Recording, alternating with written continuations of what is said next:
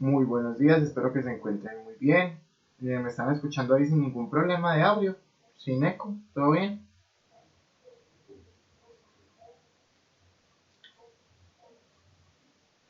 Bien, profe, sí se la escucha bien. Listo, muchas gracias entonces por la confirmación. Bueno niños, entonces sin más preámbulos, demos inicio ya a la clase de hoy, 8:35 en punto como habíamos acordado. Haremos el respectivo llamado a lista y metodología de trabajo para el día de hoy. Hoy es el segundo parcial, ¿recuerdan? Como hoy es el segundo parcial, les tengo ya la actividad preparada para que realicemos durante el desarrollo de la clase del día de hoy. Es una actividad muy sencilla, sin ningún inconveniente, etc. Haremos el respectivo llamado a lista, socializaremos las noticias que tenemos pues para este día de hoy y posterior a ello los dejaré pues con la realización de la actividad que tenemos, que como les digo es una actividad muy sencilla, pero pues depende del trabajo de ustedes. ¿Cuántos son ustedes? ¿Me recuerdan por favor? 10.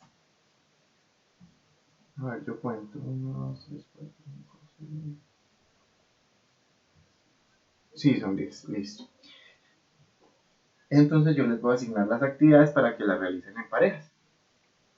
Pueden ir pensando de una vez con quién van a trabajar o en qué equipo van a trabajar para el desarrollo de la actividad.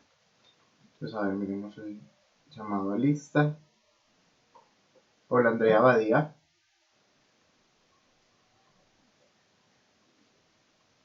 Hola, Andrea, ¿ya llegó? Listo, gracias, Paula. Jorge Calderón. Buenos días, profe. Muy buen día, Jorge. Gracias. Fabiola Cardona. Buenos días, profe. Buenos días, Fabiola. Gracias y bienvenida. Lorna Delgado. Buenos días, profe. Muy buenos días, Lorna. Gracias y bienvenida.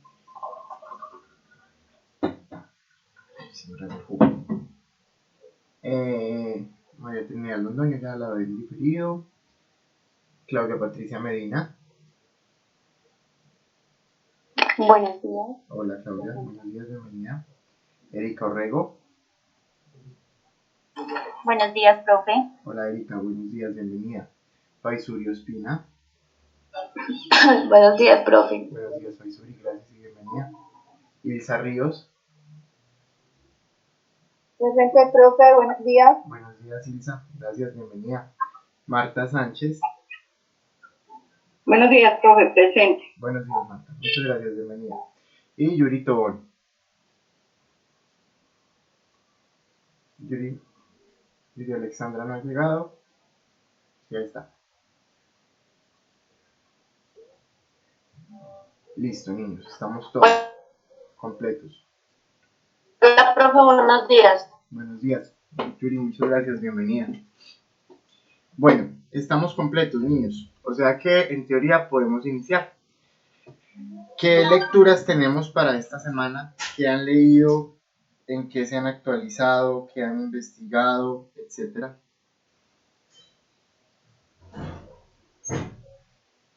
Profe, yo vivo encerrada con las cifras del caso de coronavirus en Colombia. O bueno, todo lo que dice, ¿cierto? Y se coloca uno como a analizar la vida día a día. Ay, profe, uno a veces piensa como que es mentira, a veces piensa como que es verdad. Yo estoy como de esas personas que a usted le dicen hay tal cosa y todo lo pone como en duda.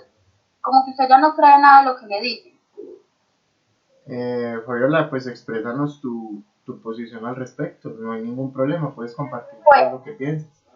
¿a qué voy yo? Esta semana yo tuve una reunión con cierta persona y entonces se me enfureció y me dijo, es que usted no es una persona razonable porque usted, ¿cómo me dijo la expresión? Usted es muy incrédulo, fue lo que me dijo. Ahí voy. Que yo era muy incrédula en el caso de que yo no creía mucho en el coronavirus, ¿cierto? ¿Por qué? Porque esa persona es de mi barrio, entonces estaba diciendo que en el barrio habían yo no sé cuántos casos de personas, entonces yo le pregunté, lléveme donde hay un caso exacto de coronavirus, ¿cierto? ¿Tú en qué barrio vives, Fabiola? ¿Cómo, profe? ¿En qué barrio vives? En el Japón, profe, pasando el viaducto. Ok. Y dicen que en la comuna 2, que en la comuna 2 hay donde más infectados, que esto, que lo otro, profe, pero yo me coloco a analizar las cuadras por donde yo paso, por donde yo vivo, profe, y no hay absolutamente nada. Mi papá estuvo enfermo hace unos 15, 20 días, profe. Tuvo fiebre, tuvo dolor de garganta, tuvo dificultad para respirar, tuvo muchos síntomas de los que dicen que es coronavirus, ¿cierto? Se llamó allá a la clínica para que vinieran y le hicieran la prueba, la clínica salió negativo. Con los mismos síntomas, otro familiar en Ecuador, con los mismos exactos síntomas de mi papá, le hicieron la prueba de coronavirus y salió positivo. Entonces es algo que, pues yo no sé si es que de verdad yo soy muy incrédula, profe, pero hay cosas de ese cuento del coronavirus que yo leo y leo y leo y le pregunto a la gente, y hay cosas como que uno no se las hace. Y entonces, ¿cuál es tu propuesta? Mi propuesta, profe, es que dicen que hay miles de casos de coronavirus. Porque por decir si cada persona vive en un barrio, está bien, que se dan cuenta que lo discriminan, que es lo otro, porque no hacen otros procesos. Porque es bueno uno interese de verdad en sí con ese coronavirus que usted vive, porque a usted le hablan de España, le hablan de Italia, le hablan de todo eso. Pero me gustaría cuáles de mis compañeros ha tenido un caso vivo de coronavirus. Que diga, sí, es que yo voy a favor de coronavirus porque sí, sí, porque es así, porque es así. Perdón, la interrumpo. Yo tengo personas que eso es lo que yo quiero, porque las personas que me rodean a mí, sí, hemos tenido síntomas, nos ha dado eso, nos han hecho la prueba y salió negativo. Fabiola, le digo, yo tengo un tío en estos momentos en la UCI por coronavirus. No creía, yo tampoco creía en el coronavirus. Y en este momento sí está en la UCI. Tengo a mi hijastro, estuvo en la UCI, ayer lo sacaron de la UCI por coronavirus. Porque uno dice que uno no ve la gente, que ahora los protocolos son diferentes. Ahora ya viene el médico, pero viene vestido de médico, le toman la prueba en la casa y acá le ponen traje para que no lo vayan a discriminar en el barrio. Porque a mí ya me lo hicieron esta semana. Así fue mi caso, llegaron los enfermeros, se ponen lo que tocan y hacen en su auto y salen y se van. Porque así fue acá en mi casa. A todos nos hicieron la prueba y todos salimos negativos y todos teníamos los que los síntomas. Pues de pronto, Fabiola. Pero es que, Fabi, puede que tuvieras una gripa normal. ¿Y es que qué es lo que pasa? No, pero fue que llamamos allá a la clínica y no, ustedes tienen todos los síntomas, tienen que guardar cuarentena, no pueden salir de la casa. Sí, puede que sí, tuvieran los síntomas, porque es que los síntomas del COVID, que son una gripa súper fuerte, eso es dolor de cabeza, fiebre, malestar general, dolor del cuerpo, ardor en la garganta.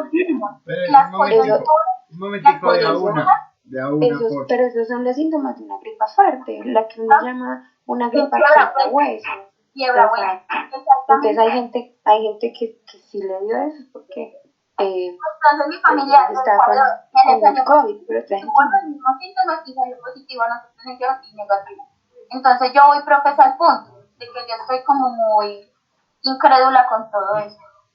No, y lo que dice Fabiola es verdad, porque es que son muchas pruebas las que procesan, entonces ahí puede que se equivoquen, porque a mí me dijeron que son demasiadas las pruebas que hacen al día.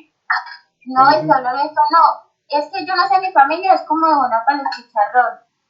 Tengo otra conocida que vive arriba por la Romelia, le hicieron la prueba de coronavirus, ¿cierto? En ese momento, en ese tiempo se demoraba como 10 días, ahorita todo eso está muy rápido y hace 3 días le tienen la respuesta. Ella se hizo la prueba de coronavirus, listo, se fue para su casa, total, pasaron 10 días, estando en todos lados, y salió positiva para coronavirus, y no tenía ningún sitio. Entonces lo que dice Fray es verdad, esas pruebas, profe, eso es como chanchullo, unos salen positivos cuando no lo tienen y otros salen negativos cuando sí lo tienen. Bueno, pero también hay que recordar algo que es los famosos asintomáticos. Entonces, por ejemplo, yo tengo una amiguita, ella es doctora de confamiliar. Ella decía que el modo operandi del COVID es muy raro y no a todas las personas le da igual y no a todas las personas les dan los mismos síntomas. Puede que tú seas positiva al COVID y tenga unos síntomas y yo sea positiva y tenga otros. Hay personas que no les da fiebre, hay personas que les da a otros no, hay otros que les da vómito, a otros no. Es que realmente eso sí es como según las defensas que tenga cada persona. Pero yo voy a estar en acaso que eso viene a ser ignorantemente en mis palabras como una gripa. Que si usted no se la cuida, se le vuelven un arma, se le vuelven algo más grave. No, Fabiola, pero es que no depende del cuidado. Porque es que qué cuidados toma uno para una gripa. Pues de pronto no recibir sereno, no recibir frío. Lo que pasa es que... por las mamás, que no se serene, que no tome nada frío después de que no se calora porque le da tos mi hija, mejor dicho. Pero, aquí hay un poco de requisitos, un poco de cosas. Pero pues más allá de eso, yo no sé, o sea, yo lo que pienso es que todavía falta mucho por investigar, ¿sí? Pero pues... Y profe, como conseguir fuentes más confiables de lo que uno lea, de lo que uno quiere investigar. Bueno, usted eso se puede buscar en las redes y usted encuentra una cantidad de cosas que usted diga, esto sí es verdad, o la gente mete cizaña y quiere meter tanto terror. Sí, sí es un caso grave y uno no puede ser ignorante de que las cosas pasen, ¿cierto? Pero no sé, la gente a veces se aprovecha como de todo esto. Y Faisuri, ¿qué nos comparte de su familiar? ¿Qué le pasó? ¿Cómo fue el caso? ¿O de sus familiares? Pues vea, mi tío, él salía a la calle, no se lavaba las manos, él decía que eso no existía. Mi tío está joven, realmente está joven, tiene 56 años. Nosotros tenemos una familiar que ella es de vías respiratorias, entonces él lo llamó y le dijo, vea, me siento muy mal, tengo mucha gripa, y ¿sabe qué le dijo? Tranquilo, que eso es una gripa que está dando muy fuerte. Mi tío se confió. Cuando hace una semana lo llevaron a la clínica porque ya se estaba muriendo, estaba ya morado y tenía la saturación en 32. Le dijeron, lo tenemos que entubar ya. Mi tío lleva más de 8 días en la UCI y no responde a los tratamientos. Ya lo pusieron boca abajo, ya le han hecho de todo y ya nos dijeron, ya no hay nada más que hacer por él. O sea, lo más seguro es que se muere. Entonces uno se queda, uy, Dios mío.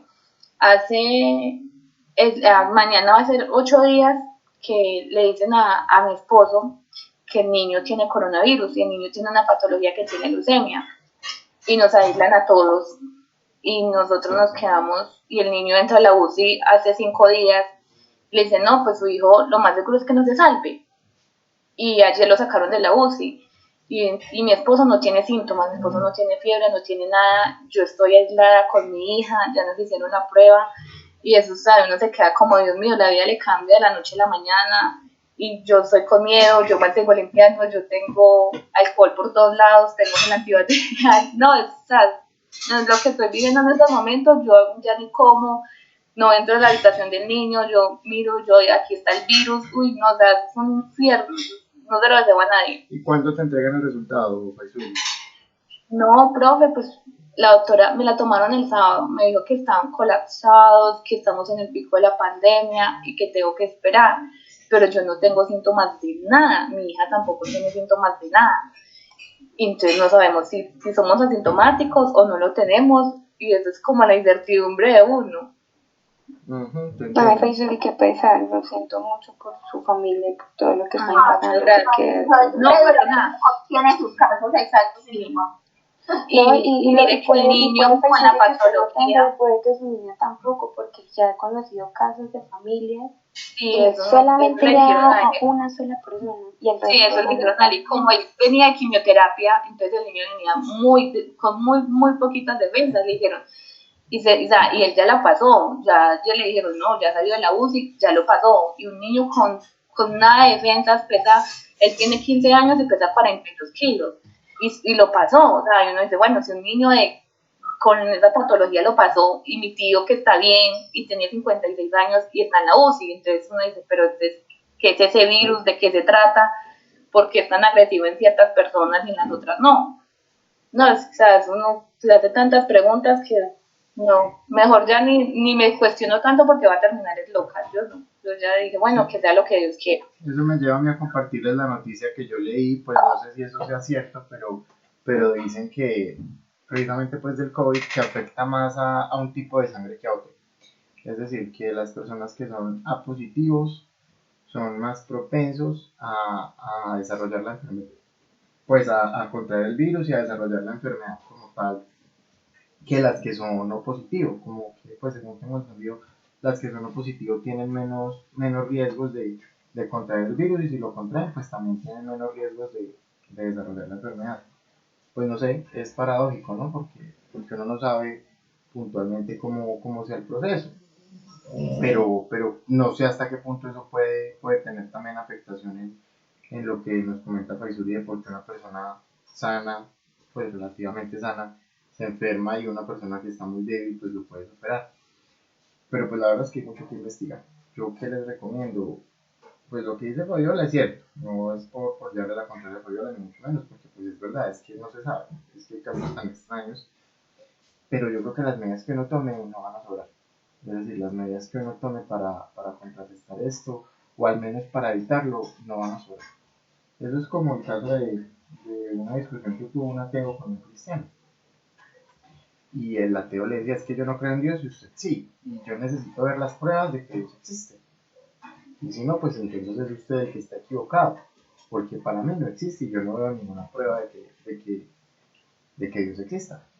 Y el cristiano pues simplemente le dijo, bueno, supongamos que estamos los dos y los dos nos morimos y los dos vamos allá arriba. Supongamos que no existe Dios. Pues yo qué perdí por haber creído. Yo no perdí nada, ¿sí? Guardé algunos principios, guardé algunas normas, pero yo no perdí nada. Mientras que si de verdad sí existe y usted no creyó, pues ¿qué le va a pasar a usted? Entonces, pues de una u otra forma yo pienso que, hombre, pues si no existe, pues finalmente ¿qué perdemos? ¿Qué perdemos por quedarnos en casa, por usar el tapabocas, por desinfectarnos las manos, pues, sí, por ser juiciosos con el lavado de manos, etcétera, por evitar las reuniones? Pues yo creo que no perdemos nada. Mientras que si por el contrario nos confiamos y pasa lo de, por ejemplo, el tío Jesús y de no, yo no creo en eso y seguimos la vida común y corriente y de verdad sí existe, pues no sé, a lo mejor las consecuencias sean otras. Entonces, pues eso es como la única reflexión a la que yo voy. Que ya a mí me preguntan si existe o no existe, no, yo no sé. Yo no sé nada porque estoy en la misma situación de Fabiola, en la misma situación de Claudia, de que hay casos muy extraños y que uno no sabe la realidad de eso, que nos está golpeando fuertemente, sí, que está golpeando nuestras economías, sí, que está golpeando la economía de las empresas, que está golpeando las economías familiares, sí, que han habido que hacer muchos cambios y que eso pues obviamente ustedes saben que se toma como una restricción y que nos afecta al entorno en el que nos movemos, sí, es verdad. Pero pues si a mí me preguntan, yo no sé si existe o no existe. No he conocido bueno, sí conocí a un amigo que vive en Bogotá, que comparte apartamento con un médico, no sé si les conté, comparte apartamento con un médico. El médico desarrolló los síntomas, pues él es médico también, entonces el médico desarrolló los síntomas y le hicieron la prueba y salió positivo, entonces estaba muy mal. Y a él le hicieron la prueba y también salió positivo, pero él no desarrolló ningún síntoma, o sea, su vida siguió común y corriente, se tuvo que quedar aislado 14 días, pero la vida siguió común y corriente. Entonces, pues bueno, uno dice, ¿hasta qué punto va a afectarnos o no nos va a afectar? Lo que yo sí pienso es que esto es algo con lo que nos tenemos que acostumbrar, porque pienso que tarde o temprano a todos nos va a pasar, o nos tiene que pasar, porque pues esto no hay vacuna, no hay cura, no hay ningún tratamiento específico hasta el momento. Pienso que es algo a lo que todos nos va a tener que llegar en algún momento, porque pues a quién no le ha dado gripa, a todos nos ha dado gripa, ¿sí? Y así mismo pues yo pienso que a todos tarde o temprano nos tendremos que enfrentar como una situación parecida o así por el estilo. Bueno, de todas formas, Fabiola, muchas gracias por compartirnos tu información y tu punto de vista igual. Mi debate, profe. Sí, ¿no? Mi debate todos los días de la casa. Y eso sirve para enriquecer, pero Fabiola, está bien, listo, si no crees, no hay problema con eso, pero no te confíes. Que no entra al punto como de no creer o creer, uno queda ahí como en el limbo, esperando a ver qué es lo que pasa y si lo toca a mí te sentís uno. Pero lo único que yo te digo es que no te confíes. ¿Cómo? Lo único que te digo es que no te confíes. Ay, profe, no le escuché. Que no te vayas a confiar, que no bajes la guardia. No, profe, yo llevo mis protocolos, mi papá es taxista, entonces mi papá se cambia la ropa, se desinfecta, se lava los zapatos, todo eso es un protocolo en mi casa. Pero pues igual queda uno, como a veces le dicen a uno las cosas, usted las cree, a veces se la dice, usted como que está, eso es mentira. Entonces todos los días es como una evolución constante del tema, profe. Listo, Fabiola. Muchísimas gracias. ¿Quién más nos comparte la información para el día de hoy? Noticias de actualidad. Profe, hay un nuevo caso de hurto, o sea, en los cajeros. En la parte donde sale el dinero, el primer caso fue en Barranquilla. En la parte donde sale el dinero están pegando como una banda negra con goma, que al momento de hacer la transacción te arroja todo lo que la hiciste, el recibo, cuánto sacaste, pero el dinero no sale y se queda allí atascado. Entonces cuando llevan los ladrones, ellos son los que quitan la banda y como el dinero está ahí atascado, solamente es sacarlo, para que cuando hayan algún cajero tengan mucho cuidado y revisen muy bien dónde sale el dinero. ¿Y ya ha llegado aquí o solamente ha sido en Barranquilla? ¿Qué le Pues dice el eso? primer caso, la verdad no sé si ya en otras ciudades, pero el primer caso fue en Barranquilla y fue porque un ciudadano estaban pues haciendo la fila, pero se demoró demasiado y las personas llamaron a las autoridades. Al llegar, él, antes de hacer toda su transacción, revisó y miró que esa parte pues siempre está abierta y estaba cerrada. Y las autoridades, llegó un policía con algo de metal y sacó el coso que le digo que no deja sacar el dinero. Y estaba el dinero, los 200.000, ahí atascado. Listo, Lorna. Pues muchísimas gracias. También es importante eso, sí. ¿Por qué no? Claro, tienen que tener en cuenta eso cuando ustedes les paguen su nómina. O bueno, lo que sea, y vayan a un cajero a hacer el retiro, pues de que esto no esté ocurriendo porque la situación ha sido fuerte también en ese sentido, ¿sí? También ha golpeado fuerte en ese sentido y los ladrones o los estafadores, si ustedes tienen tarjetas de crédito se pueden haber dado cuenta, me están llamando de una forma increíble pues a tratar de sacar o de tener la información de las tarjetas. También es importante estar como muy atentos en esa parte. Listo, Lorna, muchísimas gracias. ¿Quién más? La profe. Hola, profe, yo.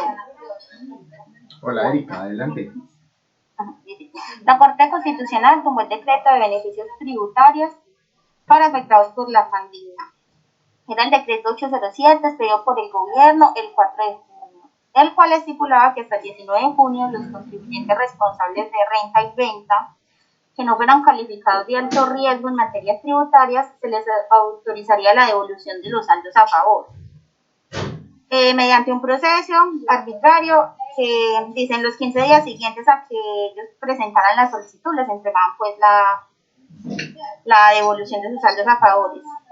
En total el gobierno devolvió 77.3 billones, con el cual se ha generado molestia frente a lo que puede pasar.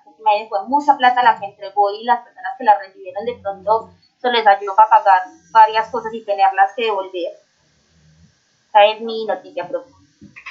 Sí, es muy interesante esa parte porque había un proyecto que lo que pretendía era que los saldos estuvieran a favor en cuanto a renta y en cuanto a IVA. Recordemos que tanto la declaración de renta como la de IVA puede dar saldos a favor. ¿Cuándo da renta saldos a favor? Pues cuando hay pérdidas, cuando las retenciones superan el valor del impuesto a pagar, etc. Y eso ha hecho que pues muchas personas, por el tema de la pandemia y lo demás, lo que ha hecho es que muchas personas pues pidan su dinero porque es como un ahorrito que tienen ahí. Entonces no venga, no me lo dejes guardado, sino que por favor devuélvanme. Y se logró devolver mucho dinero. Muchas gracias, Erika, por tu noticia, es muy interesante y sobre todo para nosotros. ¿Quién más? Profe, yo. Dale, Jorge. Bueno, una noticia económica es que Avianca, pues sobre el préstamo, pues que tanto ruido hizo que el gobierno le iba a dar un crédito de 370 millones de dólares a Avianca. Y alguien demandó ante el Tribunal de Cundinamarca, entonces tienen como pausado ese desembolso. La verdad es que Avianca demostrará al tribunal que el préstamo del gobierno es beneficioso. Ahora pues que las directivas del grupo dicen que el gobierno colombiano tendrá prioridad de repago sobre los otros acreedores, incluyendo sobre los participantes en el tramo subordinado de 700 millones de dólares de financiamiento. Habla también que ellos van a pagar como un 10% más sobre ese préstamo, entonces que por eso es beneficioso para el país que haga ese desembolso. Hay que mirar a ver qué tan cierto es.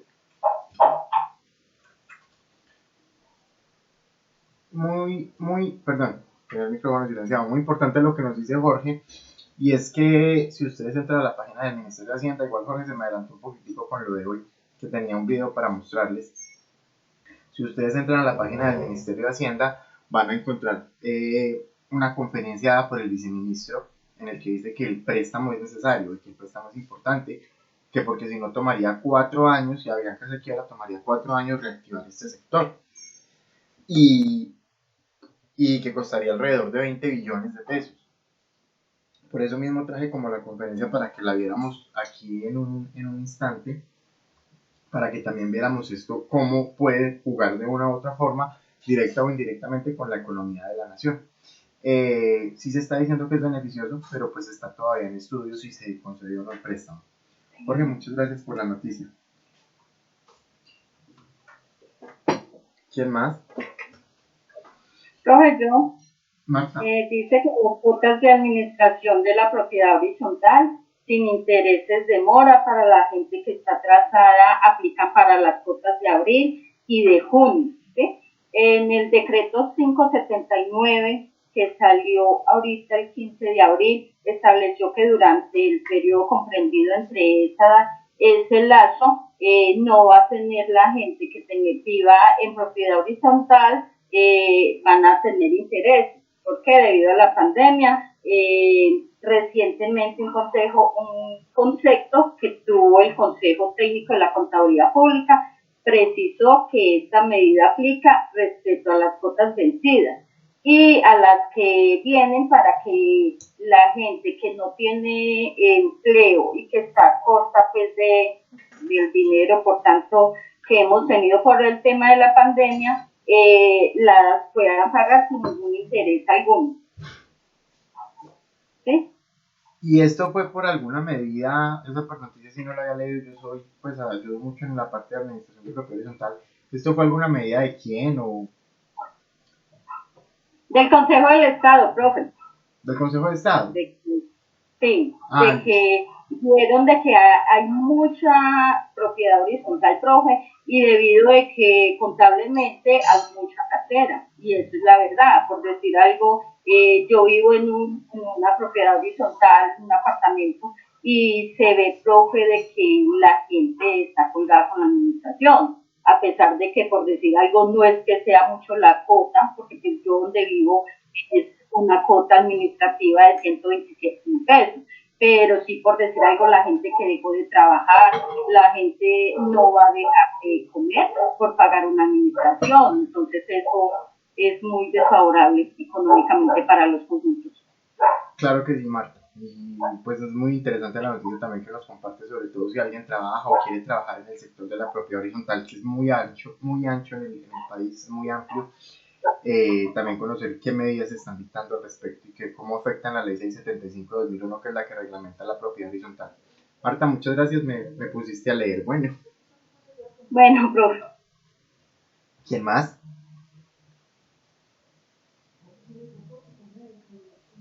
Profe, yo. ¿A quién va a hablar? Claudia, que habló primero, y después Faisuli. Listo.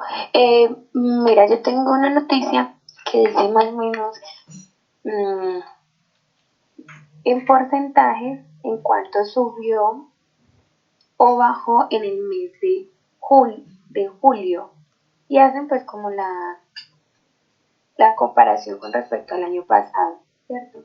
Entonces miren, dicen que la venta del comercio minoritario y de vehículos bajó un 12,4%. Con respecto, hacen la comparación pues con respecto al año pasado y dice que fue un 5,2% que bajó, ¿cierto? Listo. Dice que eso lo dijo el director del DANE, Juan Daniel Lovedo, esta semana. El lunes de esta semana presentó pues como el informe con estos resultados. Dice que el combustible tuvo una caída de el menos 19,7% en julio también. Estamos hablando de resultados de julio, ¿cierto? Nos dice que hay unas líneas que tuvieron mucho apogeo, entre ellas están los equipos de información, telecomunicaciones, que tuvieron un crecimiento del 56,9%. También los electrodomésticos y muebles de hogar tuvieron un aumento del 24,6%. Por el contrario, las prendas de vestir, accesorios, calzados, bolsos, materiales realizados con cuero tuvieron una reducción del 25,1%. Y pues los alimentos tuvieron un aumento del 3,1%. Entonces, por ejemplo, aquí podemos notar que empresas, o sea, que se dediquen a ciertas cosas, digamos que en la pandemia puede que les haya ido bien, puede que incluso hayan tenido que contratar más personal, pero otras sí tuvieron pues decadencias muy fuertes, despidos masivos y todo. Entonces me parece como muy interesantes todos estos porcentajes. Claro que sí, muy importante ver cómo se ha afectado la economía por sectores respecto al año pasado. Para que haya crecimiento tiene que haber aumento en los porcentajes, tiene que haber inflación, etcétera, todo lo que ustedes ya vieron en las asignaturas económicas. Pero pues por el contrario, por el tema de la pandemia, y si uno compara desde marzo, que fue cuando empezó, hasta julio, pues hay muchos sectores que lejos de crecer lo que han es decrecido, es decir, lo que han hecho es vender menos. Y en ese mismo orden de ideas, pues eso ha llevado, de una u otra forma, eso ha llevado a que esas empresas se vean muy afectadas. Hay empresas que han crecido, pues hay que ver si fue el crecimiento normal del mercado o si fue que crecieron más por causa de la pandemia. Yo diría que es el crecimiento normal del mercado, pero pues de una u otra forma... No, mire que personalmente, ¿sí? Muy cerca a mí, sí había un negocio de telefonía, ¿cierto? Y eso tuvo un apogeo increíble. Decían que estaba vendiendo más que lo que vendía en diciembre. O sea que literal en estos meses, después de marzo hasta el mes pasado, porque ya este mes, por ejemplo, en agosto, a partir más o menos de agosto y este mes, ya se ha normalizado mucho, pero era increíble la manera de vender celulares, de vender tablets, de vender computadores. O sea, realmente las ganancias y el aumento fue muchísimo, o sea, una cosa, profe, exagerada. Y aparte pues que vende al por mayor, entonces vende a otros pueblos y en los pueblitos. O sea, a mí me tocó ayudar a manejar ese negocio mientras estuvimos trabajando desde la casa, ¿cierto? Porque pues se manejaba era a domicilio, entonces viajaba a los pueblos a llevar mercancía. Clientes que de un día a otro, máximo 2 días, hacían compras de 5 y 6 millones de pesos en telefonía. Gente de pueblos, profe, de pueblos, que tenía un localcito en X pueblo y cada 3, 4 días que estaban haciendo compras de esa cantidad de plata. Entonces en los pueblos la gente también estaba comprando, porque si no, pues, cierto, la demanda. Y la verdad sí, fueron unos meses muy buenos, muy productivos en ese campo. En el campo de la tecnología dijiste, ¿cierto, Claudia? Sí, profe, en campo de tecnología. Eso venden computadores, celulares y tablets. Bueno, sí, claro, eso sí ha sido por tema de la pandemia, eso sí es obvio porque ¿quién de nosotros no necesita un celular o una tablet o un computador para poder estudiar o para poder trabajar?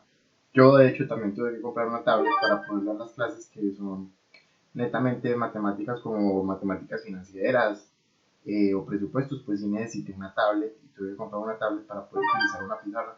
Entonces sí, y eso sí se puede decir que es debido a la pandemia, en eso sí tienes toda la razón, Claudia, porque pues obviamente esa pandemia trajo tras de sí nuevas necesidades y esas nuevas necesidades pues traen crecimiento a un sector. Claudia, muchas gracias por tu noticia, muy interesante. Paisuri, adelante. Gracias, profe. ¿Cuánto han pagado en impuestos los colombianos durante este 2020? Entre enero y agosto del presente año, el recaudo bruto de los impuestos administrado por la Dirección de Impuestos y Aduanas Nacionales, la DIAN, sumó 97.12 billones de pesos, lo que evidencia un cumplimiento de la meta redefinida con resultado del marco fiscal de mediano plazo de 101.6%.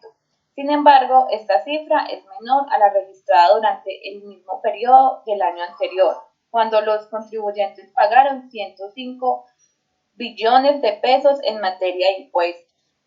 Entonces, sí bajó. Sí, claro, y obviamente el recaudo de impuestos sí bajó bastante, eso sí lo tenemos súper claro, porque pues obviamente no han bajado las deudas para muchas empresas, es decir, muchas empresas siguen pagando los mismos impuestos, pero no han tenido el dinero para pagarlos. Entonces están quedando ahí unas deudas grandísimas y se están generando saldos de intereses por esas deudas. Obviamente algunas otras sí bajaron, algún otro recaudo de impuestos sí bajó, como por ejemplo el IVA, por temas de las ventas que se ven disminuidas, y al verse disminuidas las ventas pues se ve disminuido el IVA generado, y al verse disminuido el IVA generado se ve disminuido el valor a pagar. En cuanto a eso sí pudo haber bajado la renta, todavía no se sabe cuál es el comportamiento porque la pandemia, recordemos que empezó en marzo y el impuesto de renta no lo vamos a ver sino hasta marzo para grandes contribuyentes, abril para personas jurídicas y agosto para personas naturales del 2021. Es decir, solo vamos a ver en renta hasta el 2021 cómo afectó la pandemia este impuesto puntual, pero por ejemplo en el IVA sí es claro que ha habido un recaudo mucho menor, lo mismo en el impuesto al consumo, pues que el restaurante estuvo funcionando en cuarentena, ninguno, todos estaban cerrados, entonces eso también contribuyó mucho a golpear fuerte el recaudo de impuestos. Y de ahí la necesidad de hacer otras reformas tributarias. Muchas gracias, Faisuri. ¿Quién más? No soy yo. Yo creo que falté yo. No. Sí, Isa, dale. Pues la noticia que leí habla sobre que Google se compromete a usar energía 100% libre de carbono para el 2030. La compañía hará una inversión de 5.000 millones para proyectos de energía eólica y solar. Dice que para el comienzo de la próxima década Google quiere asegurarse de que toda la electricidad que usa para sus centros de datos y oficinas sean verdaderamente 100% libres de carbono. En virtud de su compromiso anterior, el gigante de la tecnología ha compensado mayoritariamente toda su electricidad con certificados de energía renovables y ha comprado energía directamente de algunos proyectos. En teoría, eso le permitió asegurar que cuenta con electricidad 100% libre de carbono, pero cuando no hay sol ni viento, sigue obteniendo energía de los combustibles fósiles contaminantes. La nueva política garantiza que eso no vuelva a suceder. Como parte de una serie de compromisos asumidos este lunes, Google también dijo que hará uso de más de 5.000 millones de dólares de inversión en 5 gigavatios de nuevos proyectos de energía eólica, solar, nuclear y otros proyectos de energía libre de carbono en toda su cadena de suministro durante la próxima década. Dice que además de eso también creará 20.000 nuevos puestos de trabajo. La ciencia es clara, el mundo debe actuar ahora si queremos evitar las peores consecuencias del cambio climático. Estamos comprometidos a hacer nuestra parte, dijo Sundar Pichai, director ejecutivo de Google, en una publicación de blog. Muchas gracias, y es muy importante también ver la parte ambiental, porque no tenemos que conocerla, porque esto trae tras de sí. Recordemos que hay una restricción fuerte en el sector de los hidrocarburos y es precisamente la contaminación que se está generando en el medio ambiente, el calentamiento global y todo lo que de ahí se desprende. Pues importante conocer esto y también saber que hay empresas que le están aportando a una política más verde, como por así decirlo, y contribuir al medio ambiente, sobre todo empresas tan grandes como los de Google. Muchas gracias, Ilsa, por tu noticia. Listo, ¿quién falta? Paula. Yo, profe. Dale, adelante. Buenos días. Buenos días. Mi noticia es la del, pues salió hoy que el agua ayudará a que fluya la activación, pues, la reactivación económica del país. Es por lo que el gobierno nacional, junto a los entes locales, invertirá recursos por 1,7 billones de pesos en obras que generan unos 12.000 empleos en el país. Pues el agua ayudará mediante la construcción de acueductos, alcantarillados y plantas de tratamiento, entre otras obras. Y eso se convertirá pues en el 2021 uno de los motores de la reactivación económica del país mediante la generación de empleo y movilización de las economías locales. Pues en medio de esta pandemia, pues mucha gente se vio como la necesidad del agua potable y pues esto es muy bueno para el municipio porque va a generar empleo, pues, muchísimos empleos para poder realizar los alcantarillados. Y dicen que tienen 158 proyectos de productos, cosas que pues más de 130, pues muchísimas personas van a poder acceder al empleo. Y ya, pues, Listo, Paula. Muchas gracias también por el tema de reactivación económica. Tenemos que estar actualizados, niños. Si ustedes no lo crean, es necesario que estemos actualizados y sobre todo con cómo se va a reactivar la economía o cómo se está reactivando en estos momentos. Es importante, muy importante que tengamos esto claro. Listo. Entonces les voy a compartir el video que les tenía para hoy sobre lo del préstamo de Avianca. Perdón. Les voy a compartir el video que les tenía para hoy sobre lo del préstamo de Avianca y las declaraciones pues que está haciendo el Estado al respecto, o cómo puede contribuir a hacer un préstamo tan grande a la economía y a la reactivación de la economía. Primero, ¿qué dice el viceministro Juan Alberto Londoño? Y segundo, ¿qué dicen las partes contrarias? Entonces voy a dejar aquí la pantalla compartida y vemos estos dos videos porque de verdad son bastante interesantes. Profe. Señora. Yuri está teniendo un inconveniente con el internet y me pidió que le avisara que si le regalaba por ahí media hora que va a salir a buscar a ver si algún tío, algún vecino le regala internet porque ni en el teléfono le funciona. No, pero díganle que no hay problema, que cualquier cosa, pues que ve la clase después por el diferido o algo, Lorna. Que no se preocupe ni se estrese por eso. Ah, bueno, profe. Listo. Bueno, entonces miremos las declaraciones del viceministro. Yo creo que lo que nosotros tenemos que decir es que el gobierno nacional lo que quiso fue garantizar la prestación del servicio aéreo en el país. El servicio aéreo es un servicio esencial, como ya lo han manifestado las autoridades judiciales en ocasiones anteriores, y para nosotros que Avianca siga prestando este servicio es demasiado importante porque eso implica que tendremos la conectividad de la carga, la conectividad del transporte pasajeros, y esto será lo que nos permitirá reactivar el turismo, reactivar el comercio, reactivar las actividades industriales, porque estas empresas utilizan Avianca para vender sus productos y para nosotros es demasiado importante que la conectividad del sector público, del sector aéreo en el país esté garantizada. Viceministro, por supuesto, este crédito ha desatado mucha polémica en redes sociales, voces a favor, voces en contra. Pero, por ejemplo, unos cuestionamientos que se hacen es ¿bajo qué interés estarían otorgando este crédito y en qué plazo? Lo primero que hay que decir en este sentido es que el interés es un interés de mercado. ¿Eso qué implica? Que va a ser superior a la forma en la cual se fondea la nación. Es decir, nosotros no vamos a perder plata en intereses. Lo segundo es que es un crédito a 18 meses que nos tendrán que pagar una vez cumplidos los 18 meses y habiendo superado todo el proceso de reestructuración.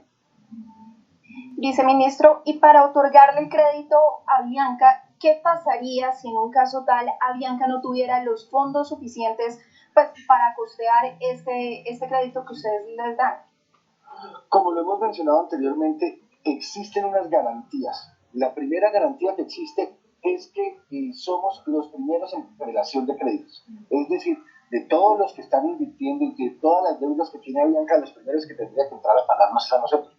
Y lo segundo, existen activos, existe el programa Life Miles y existen más activos a lo largo de la compañía, tanto de la compañía como activos fijos, como todos los talleres y demás, y todo esto sería garantía para que se nos haga el pago del crédito. Pero lo que nosotros esperamos es que Avianca pueda seguir funcionando. Este es un proceso de reestructuración. Lo importante es que Avianca pueda seguir funcionando y prestándole el servicio al país, que es lo que nosotros requerimos. Por supuesto, y esto se da en el marco del capítulo 11 de bancarrota de la ley de Estados Unidos al que se acogió Avianca hace unos meses, pero pues también la polémica que se da es porque se le está dando un crédito con dineros públicos a una empresa privada cuya holding no está en Colombia precisamente. Y en ese orden de ideas, el decreto 811 que ustedes expidieron hace unos meses por parte del gobierno nacional, ¿qué nos puede decir al respecto? O sea, ¿entraría el Estado a ser accionario de Avianca? En este proceso no interviene, no se hace bajo el amparo del decreto 811. Esto se hace bajo el amparo del decreto 444, que fue el que creó el Fondo de Mitigación de la Emergencia. Y en ese se establecía que existía la posibilidad de dar recursos a entidades privadas que significaran mucho para nuestra economía, que fueran sistémicas y que fuera importante que sigan funcionando, y es bajo ese decreto, el 444, que nosotros tomamos la decisión de hacer un crédito para garantizar la prestación de un servicio esencial para la reactivación económica del país. Viceministro, y por supuesto las críticas no vienen solamente de los diferentes sectores económicos, sino que también los entes de control han tenido sus comentarios al respecto, como es el ejemplo de la Procuraduría o de la Contraloría General de la Nación, que si mal no estoy, mañana hay una reunión justamente con el Ministerio de Hacienda para ello. Y me sumo a una de las preguntas que envía el procurador Fernando Carrillo al Ministerio de Hacienda y dice lo siguiente: ¿cuál será el mecanismo de acompañamiento que establecerá el gobierno nacional a esta operación para que los recursos se destinen a lo que debe ser? Yo diría dos cosas. Lo primero es que hay que decir que tanto la Procuraduría como la Contraloría no están haciendo críticas, están haciendo preguntas de todo el proceso por el cual se tomó la decisión. Nosotros nos reuniremos con ellos a darles todas las explicaciones y el fundamento para el mercado del país en el cual necesitamos esos recursos. Lo segundo que diría es el acompañamiento. Lo primero que hay que decir es que es un juez de Estados Unidos que lleva el proceso de reestructuración el que autoriza los gastos que se van a hacer, y esos gastos solo es para garantizar el funcionamiento que va a tener la compañía durante este periodo. No podrá ser utilizado para el pago de deudas anteriores. Ok, y en ese mismo orden de ideas que usted nos dice, para garantizar la conectividad aérea, es cierto que Avianca está pasando por un mal momento económico, por así decirlo, pero también lo están otras aerolíneas del país, como es el ejemplo de Satena y otras demás. ¿Qué tienen contemplado para ellas? ¿Habría créditos también para esas aerolíneas? Yo quiero aclarar una cosa. Satena es una empresa del Estado que todos los años el gobierno le inyecta recursos porque es un servicio deficitario, porque esto es para las zonas no interconectadas en el país que no tienen otras líneas aéreas, y es un esfuerzo que hace la nación de poner recursos para que estas personas tengan transporte aéreo. Y frente a las demás hay que decir dos cosas. Nosotros estamos dispuestos a revisar todas las demás con una condición: que se involucren en un proceso de reestructuración que implique que analicemos la viabilidad de las empresas. El proceso de reestructuración, como es el capítulo 11 de la ley de quiebras en los Estados Unidos, lo que implica es eso, que se hace un análisis de la viabilidad de la compañía, de las deudas que la misma tiene y de la posibilidad de poderlas pagar a través del proceso de reestructuración. Nosotros, a quien quiera que lo analicemos, tiene que entrar en un proceso de reestructuración. Entonces, pues aquí está lo que dice el viceministro Londoño, el viceministro de Hacienda, respecto a este crédito. Sí, perdón que esto se fue a otro video. Respecto al crédito, y que, pues, según las palabras del gobierno, es necesario. No podemos quedarnos sin el transporte aéreo, sin el transporte de cargas, sin el transporte de envío de mercancías, etcétera, como lo dice en el video. Pues no sé hasta qué punto de verdad esto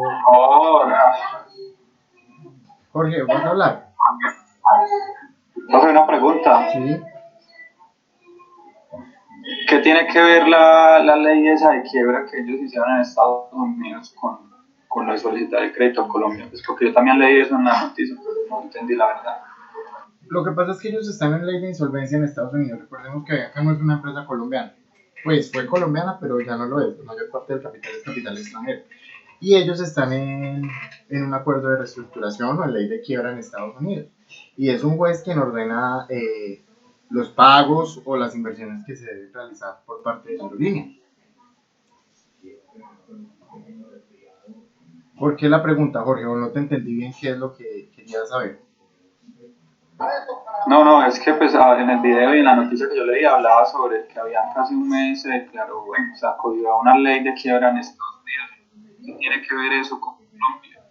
O con el solicitar crédito acá, no entendí eso. No, pues que significa que Avianca está en quiebra. ¿Sí? Significa que Avianca está en quiebra y por eso se acogió una ley de insolvencia o una ley de quiebra en Estados Unidos. Que es lo que las personas o bueno, las entidades tanto le cuestionan al gobierno por el préstamo. Y es que le va a prestar a una empresa que está en ley de quiebra. Es decir, le va a prestar a una empresa que está quebrada. El ministro pues dice que no, que son los primeros el viceministro, perdón, dice que son los primeros en recaudar la deuda en caso de que Avianca se quiebre y haya que liquidarla, pero pues más allá de eso está en quiebra, ¿sí? Avianca está mal y eso es lo que cuestionan. ¿Por qué prestarle dinero a una empresa que está quebrada? ¿Sí me entiendes? Sí, claro. Listo. De todas formas, ahorita pues miremos como otra opinión diferente y nos vamos con el taller que tenemos.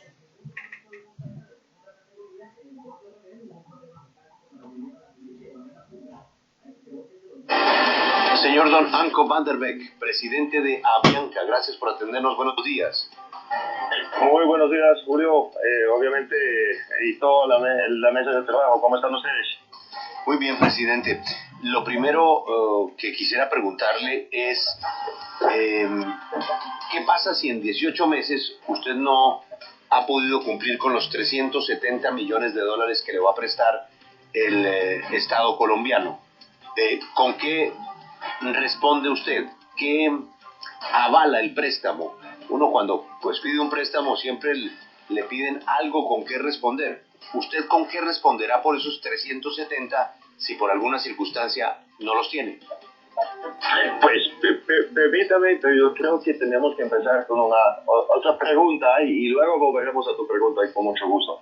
Pero aquí estamos en el aeropuerto de El Dorado, muy felices porque justamente hoy, después de 5 meses, estamos festejando aquí los primeros vuelos. Entonces yo personalmente di la bienvenida al primer vuelo que salió a las 6, literalmente primer vuelo que salió de Bogotá a Medellín. Yo en unos momentos, entonces por eso también no tenemos mucho tiempo, yo voy personalmente a un vuelo, bueno, voy a Cartagena, pero sí, antes de empezar, reconocer que finalmente estamos operando de nuevo y muy felices con esto. Señor Anko, pero en línea con lo que le pregunta Julio, por ejemplo, una de las garantías es... Un momento, Cristian, pero es que no me contestó mi pregunta. ¿Cómo responde? Exactamente, Julio. Sí. Vamos al respaldo del préstamo. Sí, no, bueno, entonces mira, creo que también el viceministro lo mencionó muy claramente ayer. Hay obviamente unas garantías, una de las garantías son, por ejemplo, las marcas de Avianca, el programa del Life Miles, ¿no? Programa de lealtad de la aerolínea, que en sí mismo, en its own right, digamos, ¿no? Es un programa muy exitoso, con 10 millones de personas, 10 millones de afiliados, y también un programa con, alta rentabilidad, ¿no? Es un programa muy exitoso y, bueno, también cuentas de efectivo, ¿no? Las cuentas de efectivo que tenemos. Entonces ahí hay múltiples garantías, digamos, para el gobierno nacional. Señor Anko, es que estamos hablando de 1.4 billones. El programa de millas de Avianca, quisiera que me contara cuánto vale. Y cuentas con efectivo, perdón, les estamos prestando los 370 porque ustedes no tienen $1 en las cuentas y lo que necesitan es reactivar la compañía. Entonces me gustaría que fuera mucho más preciso con el respaldo. ¿Cuánto vale el programa de Life Miles? No, mira, estos detalles de verdad no podemos compartir por el momento porque todo es parte de un paquete mucho más grande que los alrededor de 300 millones de dólares, ¿no? Hasta los 370 millones de dólares que ha mencionado el gobierno nacional. Entonces, ahí sí es parte de un programa que nosotros tenemos que mandar y presentar al juez de Nueva York como parte del capítulo 11 y que ojalá él vaya a aprobar en una semana. El programa de Life Miles, el valor del programa de Life Miles sí está encima de estos 300 millones de dólares, ¿no? Y si yo estoy bien informado, es uno de los primeros unicorns, ¿no? Unicornos, fue calificado como el primer unicornio latinoamericano, no, yo creo antes de Rappi. Entonces sí es un programa y una empresa muy valiosa y muy rentable. Señor Anco, en línea con las preguntas que hace Julio, ¿cuál es el plan de Avianca en el caso de que se presente, por ejemplo, un rebrote del COVID-19 y se tenga que volver a parar la operación? ¿Cuál es el plan? Porque ustedes lo que dicen es que también se respaldan en la operación que se está reactivando hoy y pues que es menos del 10% de lo que se tenía antes de que comenzara el COVID-19. Así es, estamos operando aquí, bueno, el mes de septiembre muy probablemente solo con el 10% de la capacidad doméstica que tuvimos antes del COVID. Y en las proyecciones no están, bueno, digamos, no están rebotes cual tal, pero sí una recuperación de demanda muy lenta, ¿no? Obviamente también entendemos que nadie conoce exactamente el comportamiento de la pandemia, de la enfermedad, ¿no? De COVID. Entonces sí, rebotes, segunda ola, lo que se pinta es una recuperación de demanda muy lenta y por eso siempre hemos dicho que muy probablemente va a durar, bueno, muchísimos meses, hasta años, que esta industria se va a recuperar al 100%. Señor presidente de Avianca, si el préstamo que Colombia ha anunciado le va a hacer a la compañía no se perfecciona, Avianca abandonaría la operación en Colombia por falta de recursos para atenderla. No, y justamente también es el punto, bueno, es una discusión que hay en todo el mundo, ¿no? Y todos los gobiernos ya han puesto alrededor de 92 mil millones de dólares en sus aerolíneas en el mundo los últimos meses. Entonces, ¿por qué? ¿No? Porque yo entiendo la discusión, pero entiendo también los argumentos por qué todos esos gobiernos lo han hecho. Es muy importante destacar de todo el holding de Avianca, de toda la empresa de Avianca, 70% de las operaciones son aquí, 70% de las operaciones de Avianca son en Colombia. Entonces, esta parte que da obviamente oro para el gobierno y que es muy importante para nosotros. Aquí tenemos nuestra casa, aquí tenemos justamente la mayoría de las operaciones y entonces este mercado sí es clave. Para el gobierno es obviamente la conectividad, no solo la conectividad, digamos, en el mercado doméstico, ¿no? Entre las ciudades aquí, sino también en la parte internacional, ¿no? Todos los vuelos internacionales y todos los pasajeros internacionales que nosotros transportamos de todo el mundo a Colombia. Literalmente estamos conectando Colombia con el mundo y el mundo a Colombia.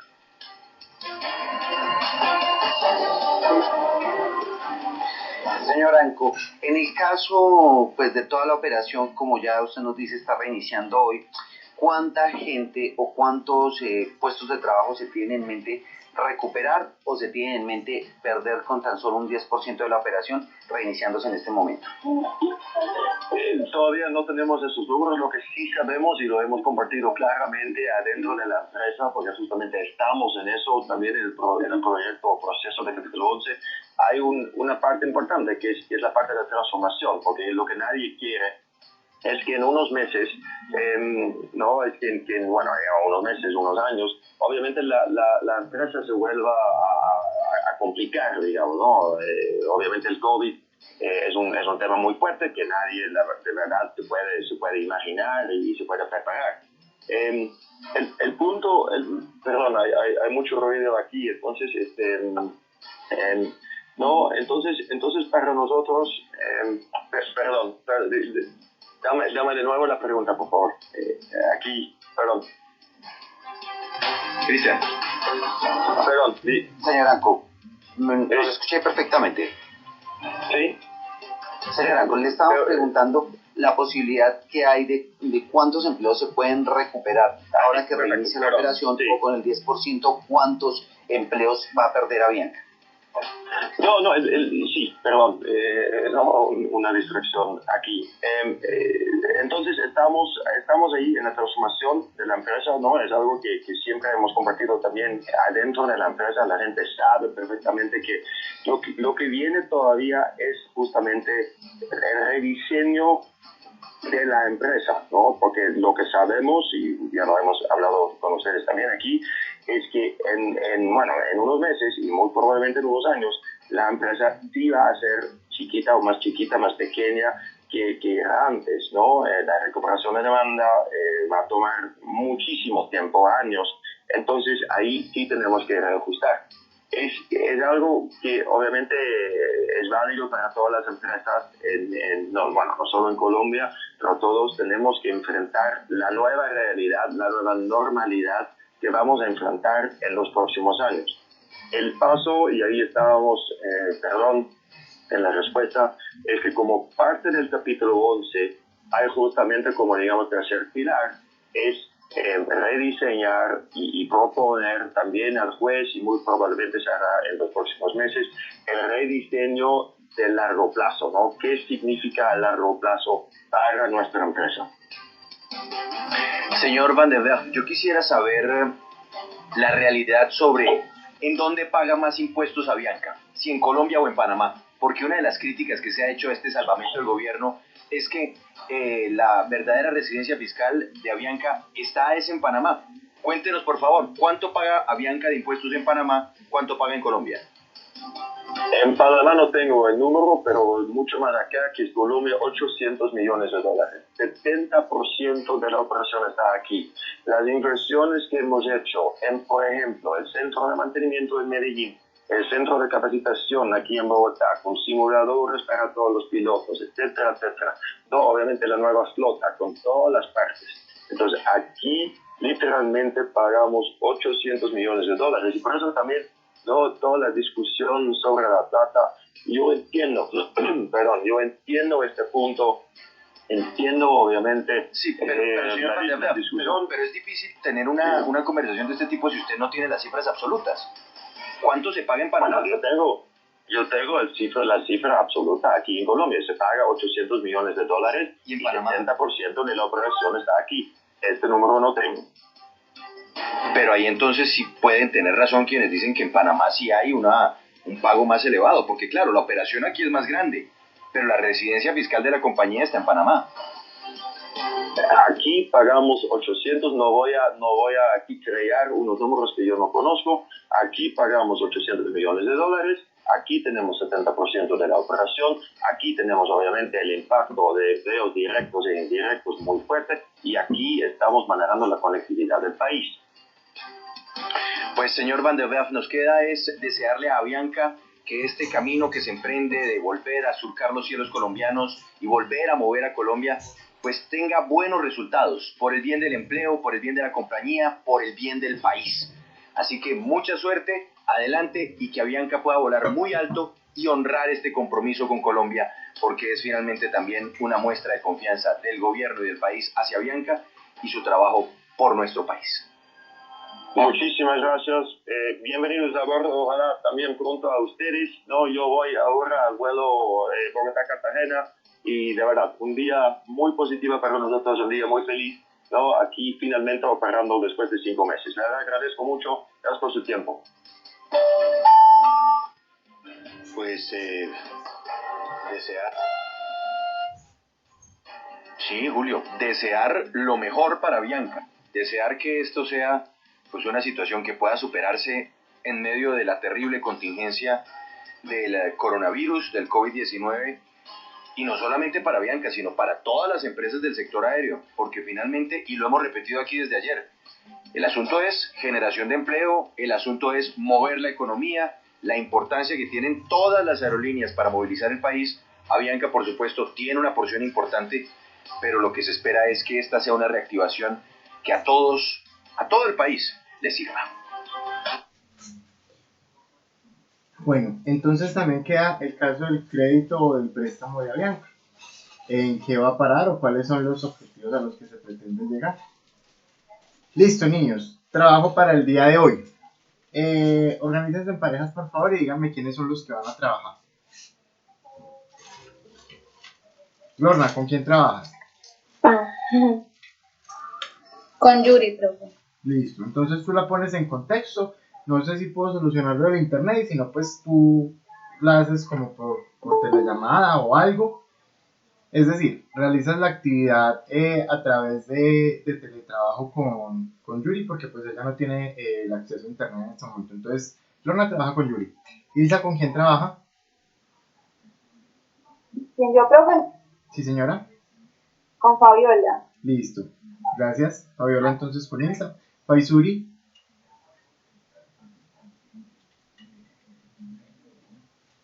Faisuri. Faisuri está por ahí. Bueno, Faisuri supongo que trabajará con Marta, ¿cierto? Profe, sí, yo trabajo con Martica. Listo. Claudia. Profe, con Paula. Listo, Claudia con Paula. Erika con Jorge.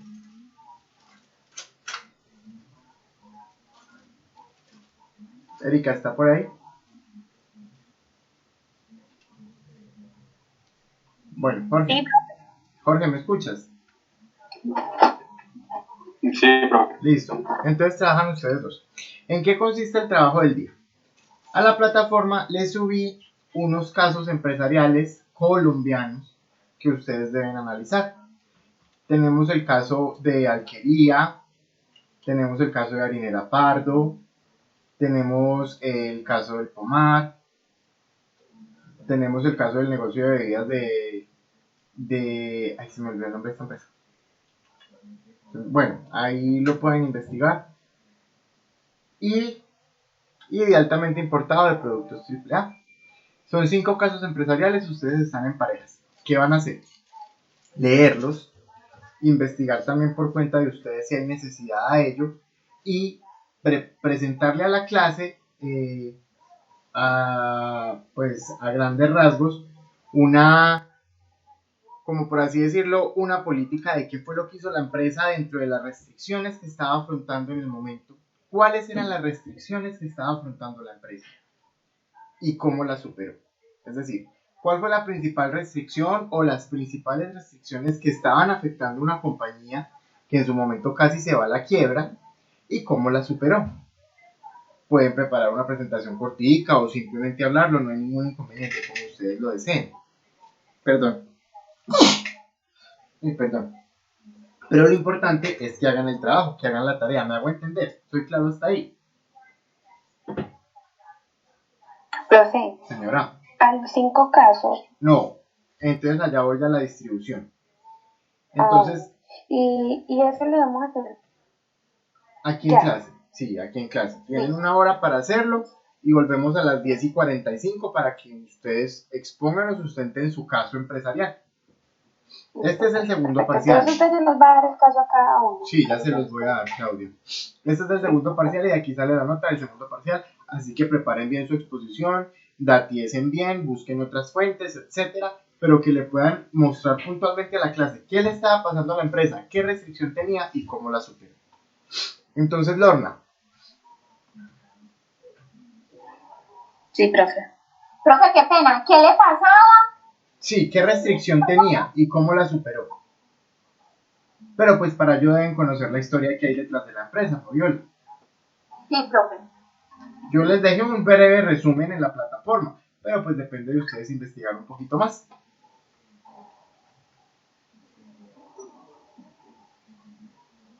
Bueno.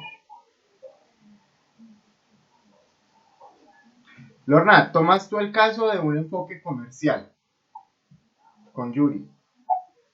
Sí, señor. Listo. Marta y Faisuri, toman el caso del negocio de las bebidas. Ilsa con Paula, productos AAA altamente importados. Profe, con Fabiola. Ah, perdón, con Fabiola, Ilsa. Productos AAA. Listo, profe. Altamente importados. Claudia con Paula toman el caso de larga vida de la alquería. Y Jorge con Erika toman el caso de mucha harina, que es harinera Pardo.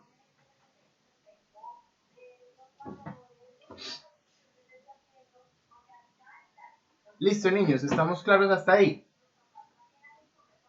Listo, profe, de una. ¿A qué hora nos vemos? Aquí no 10:45. Si quieren presentar una exposición o si encuentran un video complementario y lo quieren poner al curso, lo que ustedes quieran utilizar, ahí va la creatividad de ustedes. Bueno, tienen 1 hora para hacer el trabajo y nos vemos a las 10:45.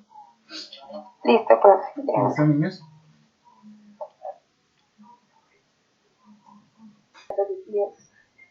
No, es que mi hija no lo atropelló. Te las voy a mostrar.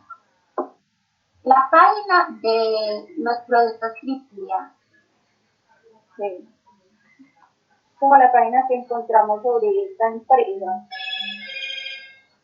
Donde nos muestra la visión, donde nos muestra como todo el proceso como tal de la creación de su empresa. Nada que les proyecta. No. Pero no importa, no tenemos que ver la visión. A grandes rasgos es identificar cuál fue la restricción que casi lleva a la quiebra a las empresas y cómo la superaron. Bueno, profe, pero la principal restricción que ellos tuvieron fue el flujo de caja, que no tenían un flujo de caja muy bueno y que si nos colocamos a mirar, tenían unas deudas de 1.000 millones de pesos. Los ingresos tenían demasiada deuda. Sí, eso lo estaba llevando muchas pérdidas. Porque era una empresa importadora y esto a que se debió a una devaluación que ocurrió en el mercado por el cambio de divisa, por el cambio de la TRM. Entonces las empresas pasaron a deber más dinero a sus proveedores en el exterior y asimismo lo que importan a valerles más dinero. ¿Así me están viendo? ¿No? No. Ay, profe, entonces misión fallida. No te preocupes, no pasa nada. Entonces, pero no. Es una página lo más de chévere donde nos muestran todo, quiénes son las empresas AAA. Ay, profe, yo le tenía una pregunta. Sí. La empresa como tal fue creada en 1985, pero yo encontré un dato que los productos AAA es una sociedad limitada matriculada el martes 11 de agosto del 2015. Ah, le cambiaron la estructura jurídica. Luego es que se hicieron como, ¿cierto? Una agrupación con otros. Sí, se pueden haber.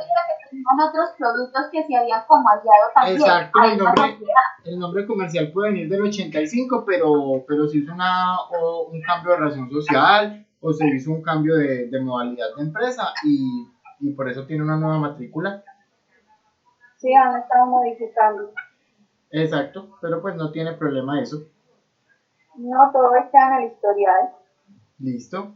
Muchísimas gracias pues por identificarnos su caso puntual. Bueno. Gracias, profe. Listo. ¿Quién sigue?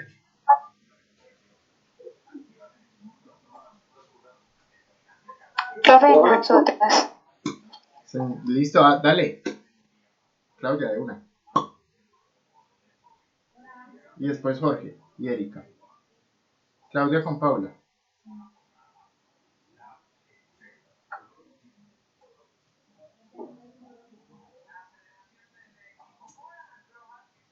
Claudia, listo.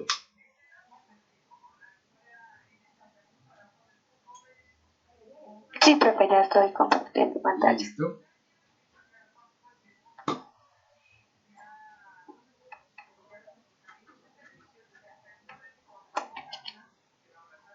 Parcial 2, listo. Listo, ahí te vemos. Listo, dame un segundo. Listo.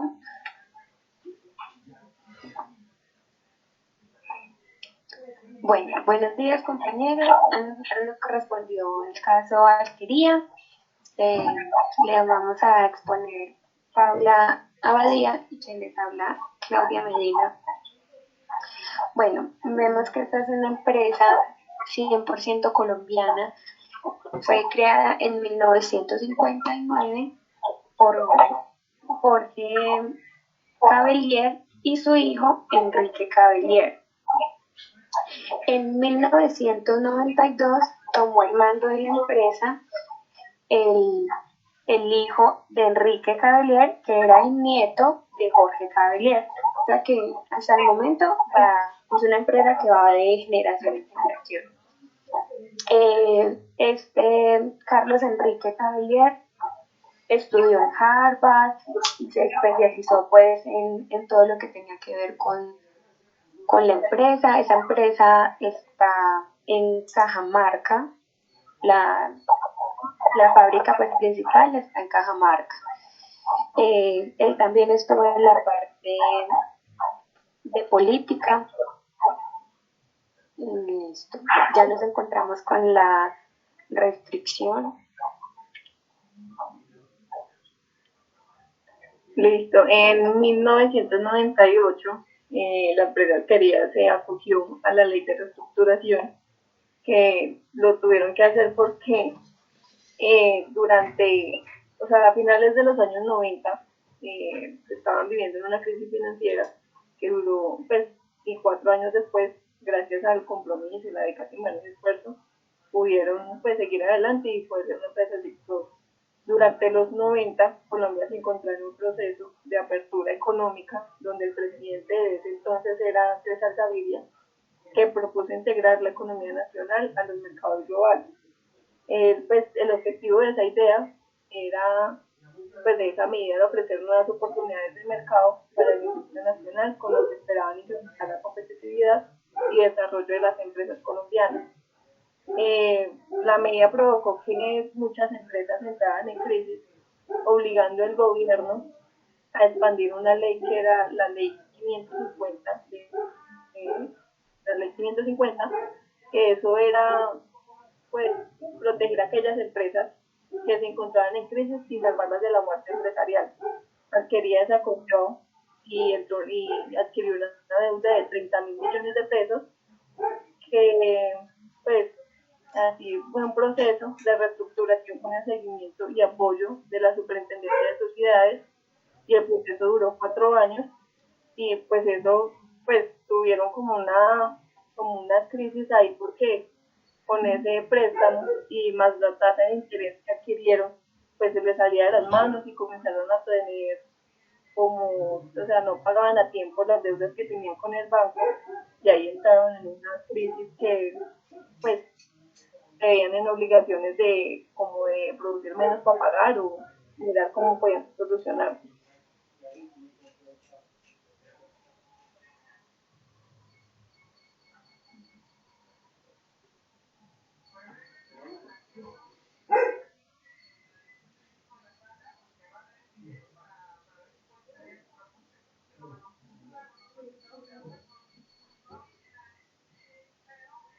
Paula, ¿qué pasó?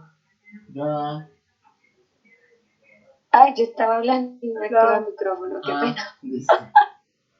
Ya un rato estoy hablando. Suele pasar, no te preocupes. Bueno, dicen que ellos superaron esto gracias al manejo de Carlos Enrique Cavelier, que tuvo mucha ayuda, tuvo una visión. Entonces él quiso expandirse a nivel nacional, empezó a innovar con los productos de leche larga vida.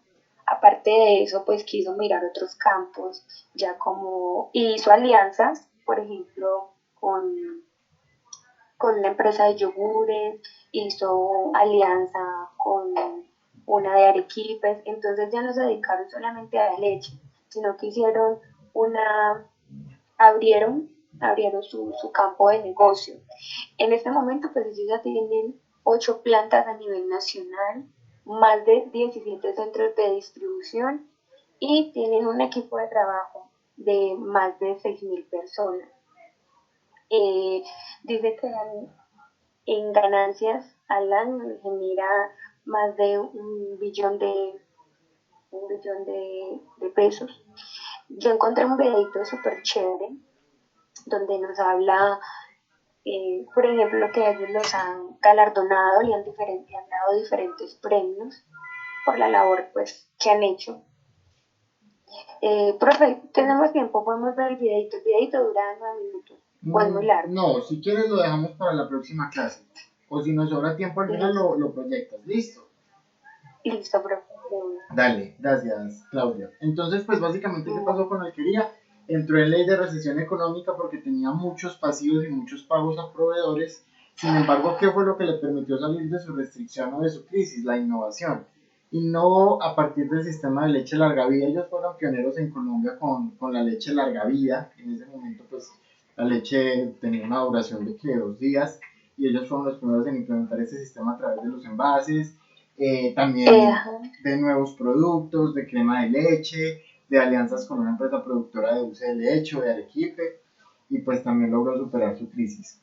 Listo, muchísimas gracias por el contexto, Paula y Claudia, y quedamos pendientes con el dedito para la próxima clase. ¿Listo? Listo, profe, con mucho gusto. Sí, el dedito está... Listo, si nos sobra tiempo lo vemos ahorita. ¿Quién sigue?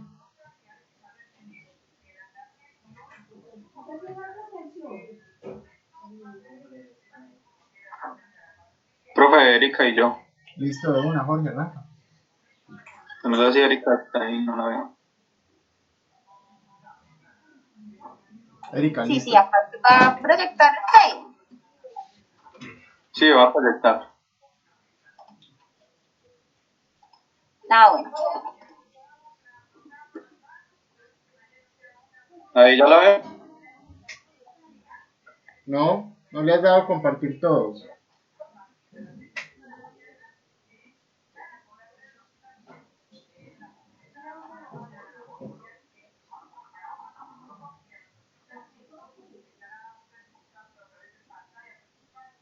Me sale inhabilitado, me sale compartir pero en gris y después cancelar, y ese sí sale habilitado.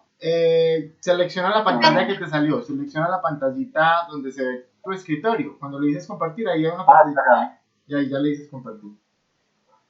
Sí, si no lo había... ¿Ahí ya? No. Listo, ya, Jorge. Ya.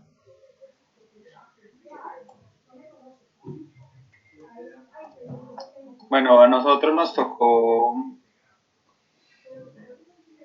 el caso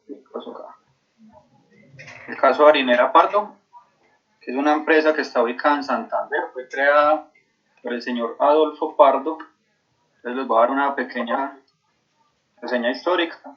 Harinera Pardo fue fundada en Málaga, Santander, en el año 1911, pues, como les decía, creada por el señor Adolfo Pardo.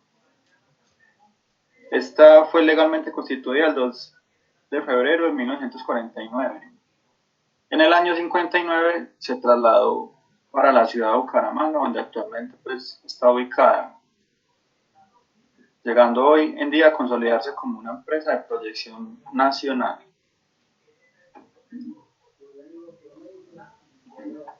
Bueno, uno de los principales factores antes de ubicar pues, la restricción que tuvieron en el año 1997, para ellos mantenerse y permanecer en el tiempo, es la satisfacción del cliente como un pilar fundamental para el desarrollo y permanencia de la compañía, que le permitan seguir propiciando el crecimiento de sus miembros y de la comunidad en general.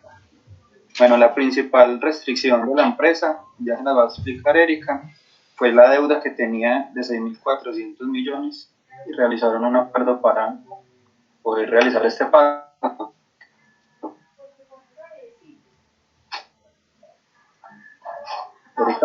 Bueno, la restricción de ellos, yo digo que fue acogerse al concordato. Pero sus restricciones fueron sus bajos ingresos frente a los compromisos que tenía para esta fecha. Esto fue lo que lo llevó a él a entrar a este concordato. Se me fue la... la diapositiva, pero yo les voy a seguir hablando. Fue entrar al concordato, que es hacer un acuerdo, un compromiso de pago. Esto fue en el año 1997. Al momento de realizar este concordato, sus deudas estaban estipuladas en 6.411 millones de pesos. Pero en el 2008 ellos decidieron hacer un replanteamiento con el fin de hacer pagos anticipados, lo que lo llevó a un total de 12.683 millones de pesos, de 12.683 millones de pesos. Eso ahí diciendo todo lo que debía más los intereses. Lo que llevó a Harina Pardo a entrar a este concordato fue que todos los compromisos que tenía de deuda con sus proveedores, ya que cada vez buscaba diferentes proveedores. La mayoría de sus ventas eran a crédito, daban muchos días para pagarlo, entonces al momento que tenía que cancelarle a los proveedores no contaban con el flujo de caja. Me pasa la otra, la solución que le dio a estas restricciones fue que casi todas sus ventas, en la mayoría, fueron de contado, y las que se dieron a crédito fueron en lapsos de tiempos muy cortos. Asimismo, también lo que le ayudó a esta la solución fue que los proveedores, pues el tiempo que dio para pagarlo. Rodolfo Pardo dice y agradece que el proceso de concordato se haya dado gracias al apoyo de tanto la familia, los acreedores, los clientes, las entidades financieras y superintendencia de sociedades, lo que lo ayudaron pues a cancelar toda esa deuda. Y una frasecita que decía, dice, proyectar y soñar es nuestra tarea diaria. Los tiempos difíciles pasaron, pero con la lección aprendida, la prudencia sigue siendo un buen termómetro de la temperatura de los directivos al tomar decisiones de riesgo. Ya, profe. Listo, muchas gracias. Caso puntual el de Harina Pardo, que su restricción era toda la deuda que tenía, que la llevó inclusive a entrar en la ley de concordato que estaba vigente en ese momento, y pues como con acuerdos de pago pudo salir adelante del inconveniente financiero que estaba atravesando. Jorge, muchas gracias, y Erika, muchas gracias también por el tema. Lorna. Profe. Lorna. Sí, profe. Adelante. Ya.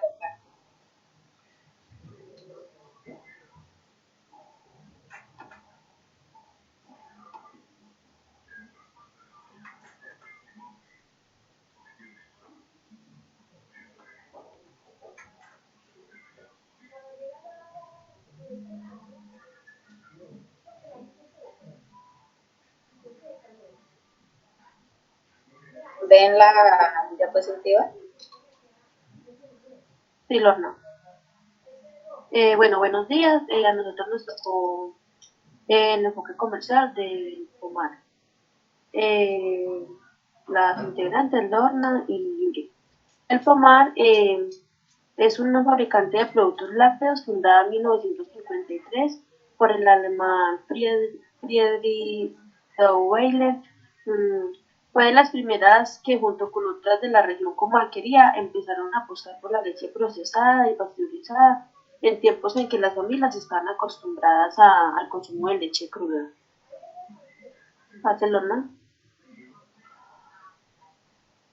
La crisis, bueno, durante los años 1998 y 2002, el Pomar atravesó una fuerte crisis económica caracterizada por la disminución de las ventas y la falta de liquidez que los conllevó a graves problemas con los proveedores.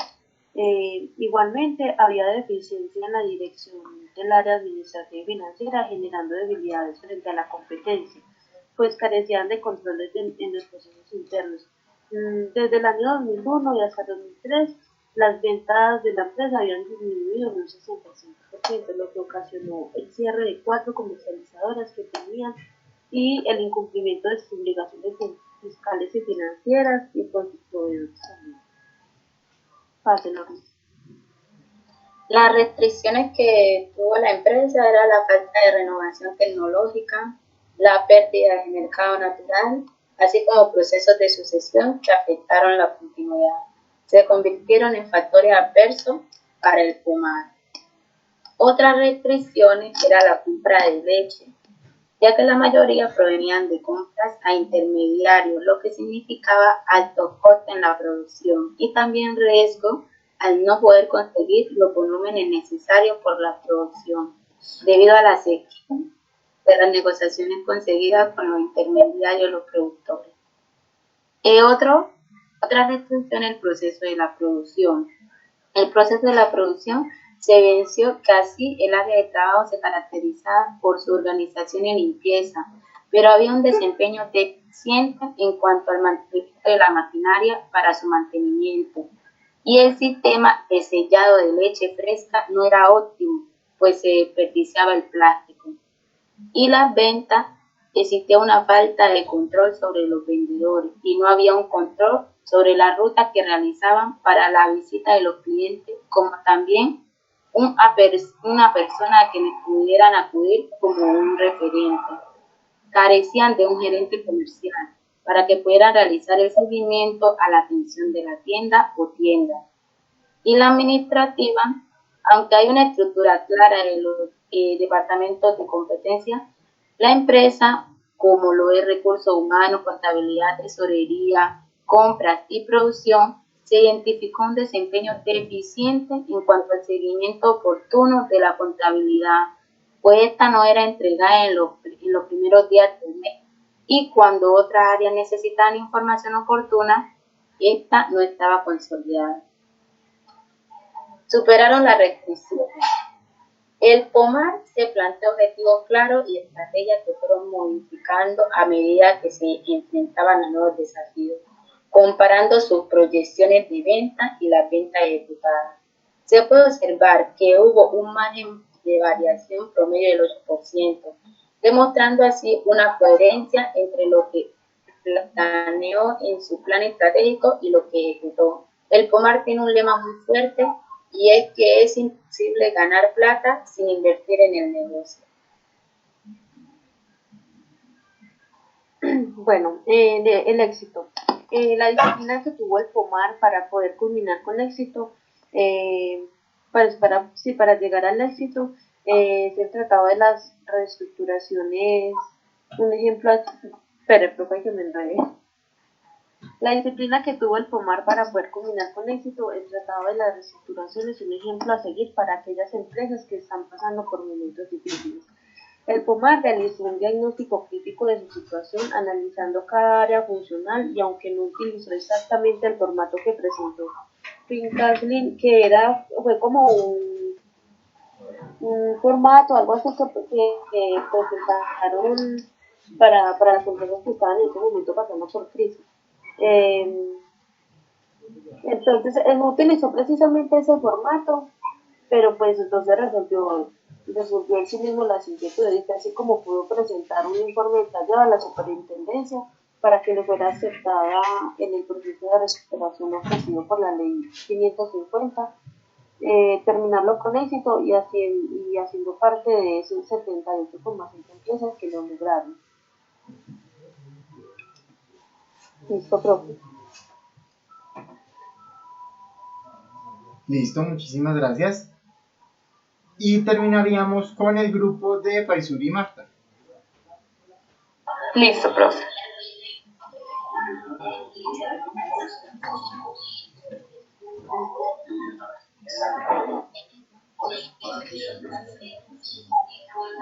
Ya se ve. Ya se ve. No, todavía no. Ahora sí. Bueno, nosotros nos tocó ProPlas, presentado por Marta Sánchez y Faisur Espino. ProPlas no es solo una empresa transformadora de plástico, es una empresa innovadora que busca tendencias globales y las pone al alcance de sus clientes a través de sus empaques. Es una empresa que se caracteriza por excelente calidad y excelente desarrollo de materiales de empaque. Cuenta con una planta de PEX con la que quiere llegar al mercado de alimentos, bebidas, inicialmente con sus envases para botellas de agua. La restricción que tuvo ProPlas se dio a partir de 1995. Había adquirido empréstitos grandes hacia 1995 para financiar la construcción de su planta física. La fuente de evaluación y costos bancarios a más del 50% lo llevaron a quedar mal a la banca. También no le pudieron pagar a los proveedores y desde ahí se devastó un círculo vicioso porque le comenzaron a influir a los clientes y estos dejaron de hacer pedidos y decayó la producción. En el 2003 se negoció con bancos y acreedores que se hizo sobre metas muy ambiciosas y el cual hubo que restituirlo en el 2005. Lo que produció la empresa tenía que depositarlo a una fiducia y solo le quedaba lo que excediera los 2.500 millones de pesos. Por eso hubo que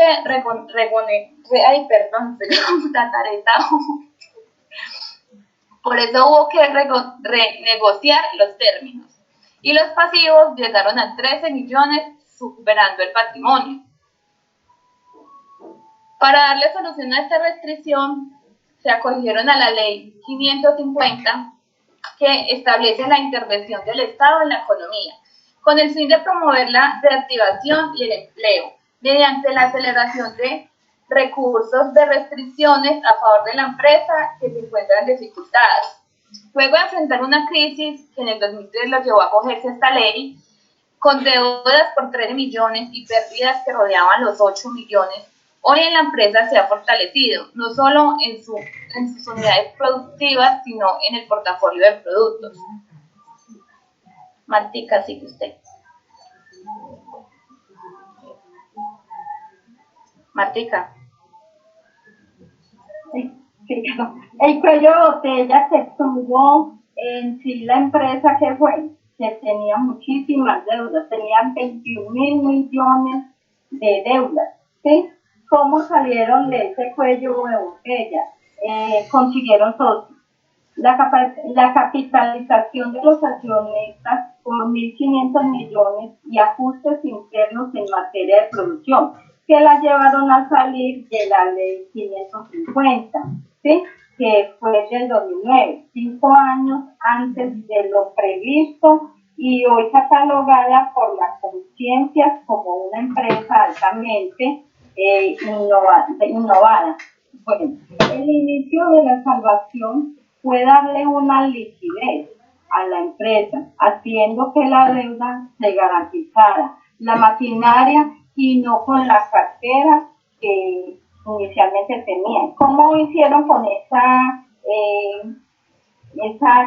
maquinaria?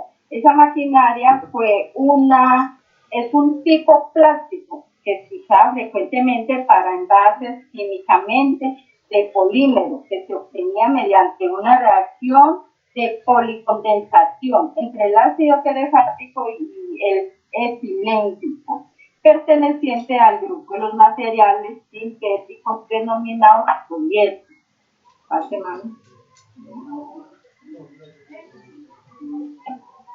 En conclusión, evaluamos un factor cuantitativo que es el desempeño financiero y por otro lado los factores cualitativos por las cuales las estrategias operacionales de la perdurabilidad para mantener el negocio fue la capitalización de los socios. Esta es la conclusión.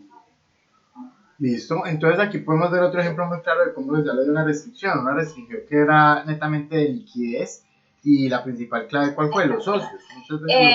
La empresa ganó el premio Aves Fénix en el 2014 que otorga la Universidad del Rosario y la Superintendencia de Sociedades con mención de honor por haber superado esta gran crisis porque ya la empresa ya estaba totalmente en quiebra.